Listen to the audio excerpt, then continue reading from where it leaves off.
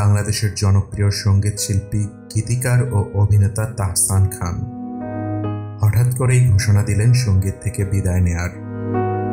2.5 দশক ধরে সঙ্গীত প্রেমীদের মাতানো এই তারকার এমন সিদ্ধান্তে ভক্তরা স্তব্ধ, হতভম্ব এবং আবেগে ভেসে গেছেন।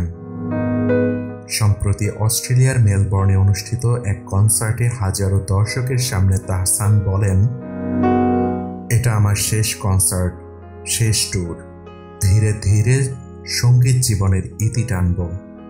সারা জীবন কি এভাবে মঞ্চে দাঁড়িয়ে গান গাওয়া যায়? আমার মেয়ে বড় হচ্ছে, এখন সাধারণ জীবন প্রয়োজন। এই ঘোষণার পর পুরো কনসার্ট হল জুড়ে গর্জে ওঠে দর্শকদের না না ধ্বনিতে। কেউ চোখের জল ধরে রাখতে পারেনি। আবেগঘন সেই মুহূর্তে তাহসান গান চালিয়ে যান, কিন্তু স্পষ্ট করে দেন সিদ্ধান্ত থেকে তিনি সরে আসছেন না। এর আগেই বন্ধ হয়ে গেছে তার ফেসবুক ও ইনস্টাগ্রাম অ্যাকাউন্ট। কোটি ভক্ত যেখানে প্রতিদিন তাকে অনুসরণ করতেন, সেখান থেকেও সরে গেছেন তিনি। তাহসান জানিয়েছেন, ব্যক্তিগত জীবনের প্রতি মনোযোগী হওয়ার জন্যই এই সিদ্ধান্ত। ভক্তরা সামাজিক যোগাযোগ মাধ্যমে লিখেছেন, আমরা প্রস্তুত নই তাহসানকে বিদায় জানানোর জন্য।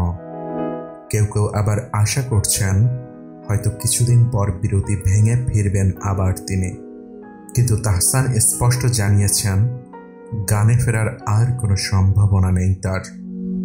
বাংলাদেশের রক ব্যান্ড ব্ল্যাক দিয়ে শুরু, একের পর এক জনপ্রিয় অ্যালবাম আর অসংখ্য হিট গান দিয়ে ভক্তদের হৃদয়ে অমর হয়ে আছেন তাহসান খান।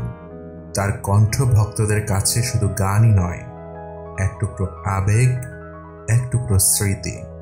আর সেই স্মৃতি এখন ধীরে ধীরে পরিণত হতে যাচ্ছে বিদায়ের সুরে।